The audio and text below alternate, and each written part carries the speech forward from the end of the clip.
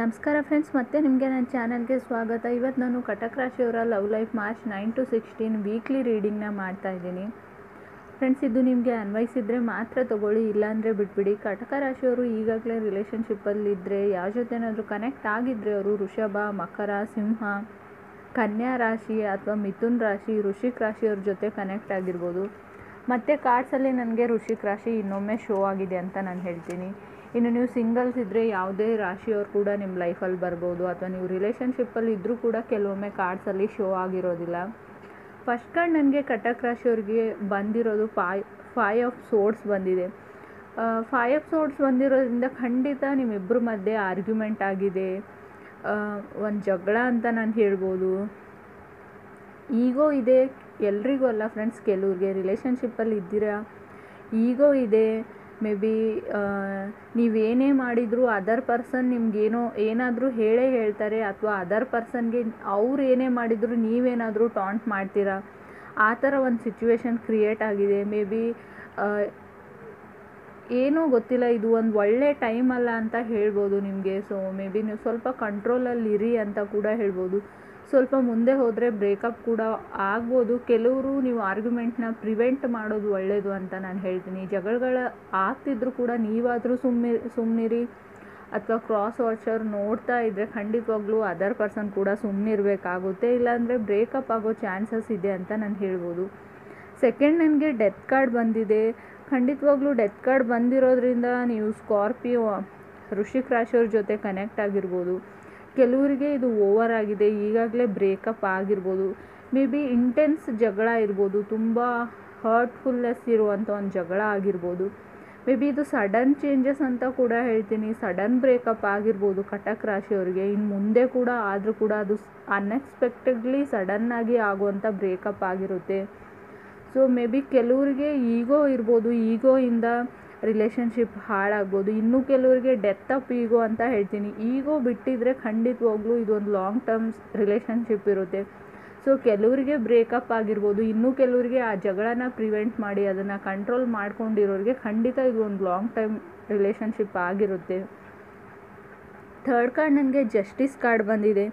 Justice card ಬಂದಿರೋದ್ರಿಂದ ಖಂಡಿತವಾಗ್ಲೂ ಕೆಲವರು ಜಗಳನ ಸ್ಟಾಪ್ ಮಾಡಬೇಕು ಅಥವಾ ಆರ್ಗ್ಯುಮೆಂಟ್ ಮಾಡಬಾರ್ದಂತ ಇಬ್ಬರಲ್ಲೊಬ್ಬರು ಖಂಡಿತವಾಗ್ಲೂ ಸುಮ್ಮನಾಗಿದ್ದೀರಾ.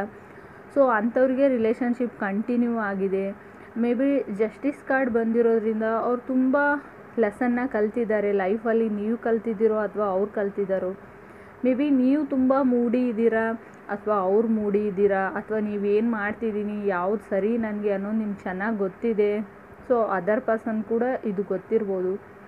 ಫೋರ್ತ್, ನನಗೆ ಸ್ಟಾರ್ ಕಾರ್ಡ್ ಬಂದಿರೋದ್ರಿಂದ ಖಂಡಿತವಾಗ್ಲೂ ಯಾರು ಆರ್ಗ್ಯುಮೆಂಟ್ನ ಪ್ರಿವೆಂಟ್ ಮಾಡಿದ್ದೀರಾ, ಸೊ ಜಗಳಗಳಲ್ಲಿ ಮಾತನ್ನ ಬೆಳೆಸಿಲ್ಲ, ಅವರಿಗೆ ಲಾಂಗ್ ಟರ್ಮ್ ರಿಲೇಷನ್ಶಿಪ್ ಇದು ಅಂತ ಹೇಳಿದೆ.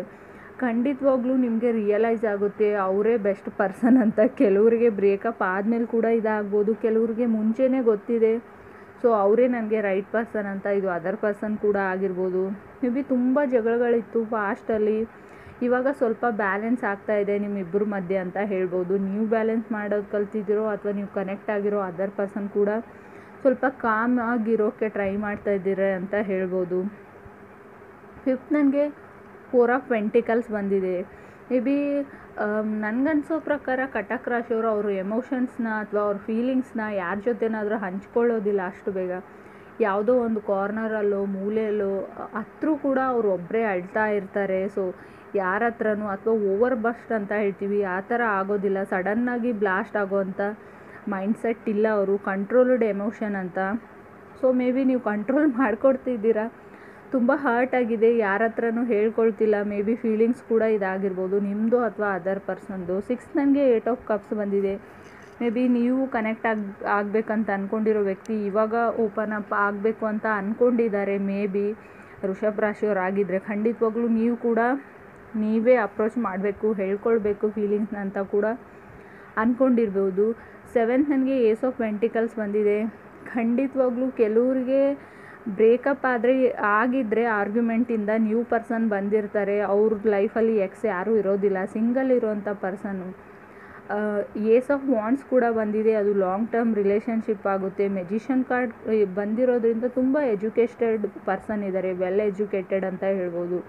ತುಂಬ ಲೈಫಲ್ಲಿ ಮಾರಲ್ ಇರುವಂಥ ವ್ಯಕ್ತಿ ಕೂಡ ನಿಮ್ಮ ಲೈಫಲ್ಲಿ ಬರ್ತಾರೆ. ಇದೊಂದು ಡೆಸ್ಟಿನಿ ಕನೆಕ್ಷನ್ ಆಗಿರುತ್ತೆ. ಸೊ ನನ್ನ ಮಾಹಿತಿ ನಿಮ್ಗೆ ಇಷ್ಟ ಆಗಿದ್ದರೆ ಖಂಡಿತ ನನ್ನ ಚಾನಲ್ಗೆ ಸಬ್ಸ್ಕ್ರೈಬ್ ಮಾಡಿ, ಲೈಕ್ ಮಾಡಿ, ಶೇರ್ ಮಾಡೋದನ್ನು ಮರಿಬೇಡಿ. Thank you.